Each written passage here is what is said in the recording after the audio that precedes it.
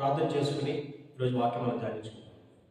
మహోన్నతుడ, మహాపరిశుద్ధుడ తండ్రి, మీ ఆత్మ ద్వారా, మీ వాక్యం ద్వారా మీరే మాతో మాట్లాడవలసిందిగా, మమ్మలను ముందుకు నడిపించవలసిందిగా నజరేయుడైన యేసుక్రీస్తు వారి అతి పరిశుద్ధ నామంలో మిమ్మల్ని ప్రార్థించి ప్రతిపాదన వేడుకుంటున్నాము. మా ప్రియ పరలోకపు తండ్రి, ఆమేన్. ఈ 40 days ప్రేయర్ ఫెలోషిప్లో 28వ రోజు మన యొక్క వాక్యాంశముగా ఫ్లెష్ వర్సెస్ స్పిరిట్, శరీరము ఆత్మ మధ్య పోరాటం అనేటువంటి అంశాన్ని మనం తీసుకుందాం. ముందుగా బైబిల్ గ్రంథంలో ఒక వాక్యం మనం చదువుకుందామండి. గలతీ పత్రిక 5వ అధ్యాయము 17వ వచనం. గలతియన్స్ చాప్టర్ 5 verse 17. శరీరము ఆత్మకును, ఆత్మ శరీరమునకును విరోధముగా ఆపేక్షించు, ఇవి ఒకదానికొకటి వ్యతిరేకముగా ఉన్నవి కనుక మీరేమి నిశ్చయితురో వాటిని చేయకుందురు. For the desires of the flesh are against the spirit, and the desires of the spirit are against the flesh. For these are opposite to each other to keep you from doing the things you want to do. ఏమండి, ఇక్కడ వాక్యంలో స్పష్టంగా రాయబడింది, శరీరము ఆత్మకును, ఆత్మ శరీరమునకును విరోధముగా పోరాడుచున్నవి.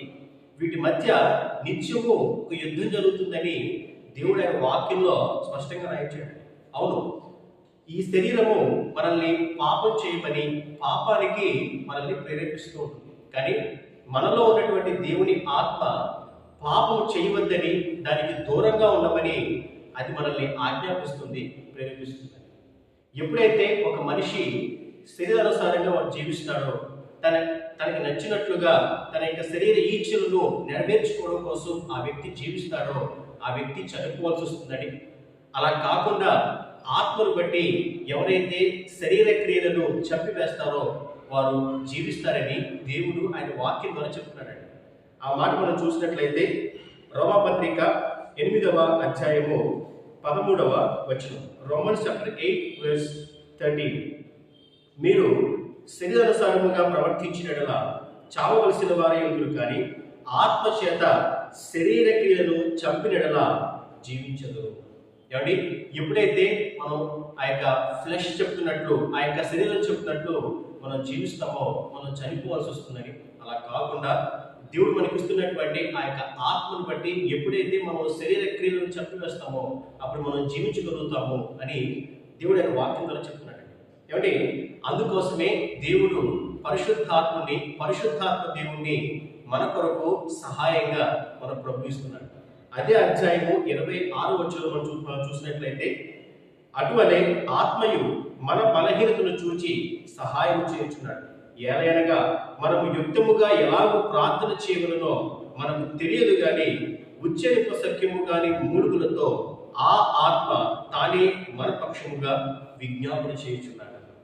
దేవుడు ఆ ఆత్మను, ఆ పరిశుద్ధాత్మ దేవుణ్ణి మనకు ఒక సహాయంగా ఆయన ఇస్తున్నాడండి.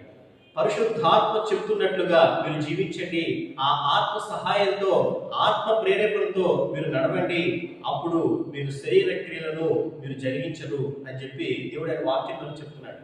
ఆ మాటను మనం చదువుకున్నట్లయితే గలతీ పత్రికలోనే 5వ అధ్యాయము 16వ వచనం చూసినట్లయితే, నేను చెప్పున్నదేమనగా ఆత్మానుసారముగా నడుచుకునుడి, అప్పుడు మీరు శరీరేచ్ఛను నెరవేర్చరు. But I say, walk by the Spirit, and you will not gratify the desires of the flesh. ఎవరైతే ఆత్మానుసారంగా జీవిస్తారో, ఆత్మానుసారంగా నడుచుకుంటారో వారు ఆ యొక్క శరీరేచ్ఛలను నెరవేర్చరు అని దేవుడు ఆయన వాక్యం ద్వారా చెప్తున్నాడు. ఎలాగండి అని అంటే ఒక చిన్న ఉదాహరణ చూద్దాం. బైబిల్ గ్రంథంలో యేసుక్రీస్తు ప్రభు ప్రతిరోజు ఆయన పెందలకడనే లేచి కొండ ఎక్కి ప్రార్థన చేస్తున్నట్లుగా రాయబడింది. మనం ఈ వాక్యం చదివినప్పుడు ఒకవేళ పరిశుద్ధాత్మ మనల్ని ఈ రకంగా ప్రేరేపిస్తున్నాడు.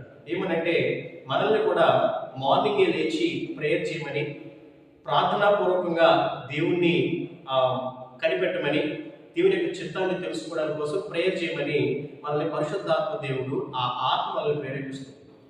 కొంతమంది ఆ ఆత్మ ప్రేరేపణ బట్టి వారు ఆ ఎర్లీ మార్నింగ్ లేచి దేవుడిని ప్రార్థిస్తారు.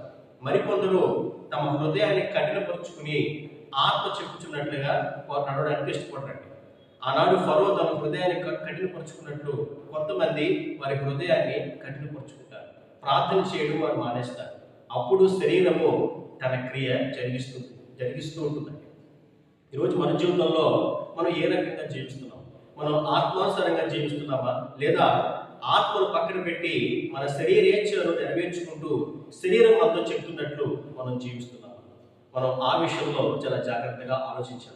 ఎందుకంటే మనం ఆత్మానుసారంగా మనం జీవిస్తే ఒక్కొక్క మెట్టు మనం దేవుని వైపు, దేవుని రాజ్యం వైపు, ఆ యొక్క జీవం వైపు మనం వెళ్ళగలుగుతాం. అలా కాకుండా మన యొక్క ఫ్లెష్ యొక్క శరీరం చెప్తున్నట్లుగా మనం ప్రవర్తించి మనం జీవించినట్లయితే అది మనల్ని చంపివేస్తుంది అని వాక్యంలో దేవుడు స్పష్టంగా రాయించాడు. ఇంకో ఉదాహరణ కూడా మనం చూద్దాం. ఎవరైనా మనల్ని ఒక పార్టీకి పిలిచినప్పుడు, ఇన్వైట్ చేసినప్పుడు, మన ఫ్రెండ్స్లో కానీ లేదా ఇంకెవరైనా కానీ అక్కడ డ్రింక్స్ ఉంటాయి, సో డెఫినెట్గా నువ్వు పార్టీకి రావాలి, అక్కడ ఆల్కహాల్ ఉంటుంది అన్నప్పుడు, లేదు నేను మానేశాను, నేను డ్రింక్ చేయట్లేదు అన్నప్పుడు ఆ వ్యక్తి అంటాడు, లేదు నువ్వు రావాలి, నువ్వు అయితే కూల్ డ్రింక్ తాగు, మేము డ్రింక్స్ తాగుతాము అని చెప్పి ఆ వ్యక్తి చెప్పాడు అనుకోండి. ఆ సమయంలో పరిశుద్ధాత్ముడు అసలు అలాంటి ఒక స్థలానికి, అలాంటి ఒక పార్టీకి నువ్వు వెళ్ళొద్దు అని మనల్ని ప్రేరేపించినప్పుడు, దేవుని ఆత్మ మనల్ని ప్రేరేపించిన దాన్ని బట్టి ఆ పార్టీని మనం అవాయిడ్ చేయగలగాలి. ఆ పరిశుద్ధాత్మ యొక్క ప్రేరేపణతో నడవడము అని అంటే దేవుడు మనతో చెప్తున్నటువంటి ఆ యొక్క మాటను అనుసరించి మనం ముందుకెళ్ళాలి. అలా కాకుండా లేదు నేను వెళ్తాను అని చెప్పి మనం వెళ్తే అక్కడ వారందరినీ చూసి మరలా టెంప్ట్ అయ్యి మానేసినటువంటి ఆ యొక్క తప్పును మరలా మనం కొనసాగించే ప్రమాదం ఉంటుంది. ఈ విధంగా ఎప్పుడైతే మనం ఆత్మానుసారంగా మనం నడుచుకుంటామో, ఆ యొక్క దేవుని ఆత్మను బట్టి, ఆత్మ చెప్పుచున్నటువంటి మాటలను బట్టి మనం ముందుకెళ్తామో, ఆ యొక్క శరీరేచ్ఛలను మనం నెరవేర్చకుండా ఆ యొక్క జయ జీవితాన్ని కలిగి మనం జీవించగలుగుతాం. కాబట్టి ఆత్మానుసారంగా నడుచుకుందాం, దేవుని కొరకు నమ్మకమైన సాక్షులుగా మనం జీవిద్దాం. దేవుడు తన పరిశుద్ధ వాక్కును దీవించి ఆశీర్వదించును గాక. ఆమేన్.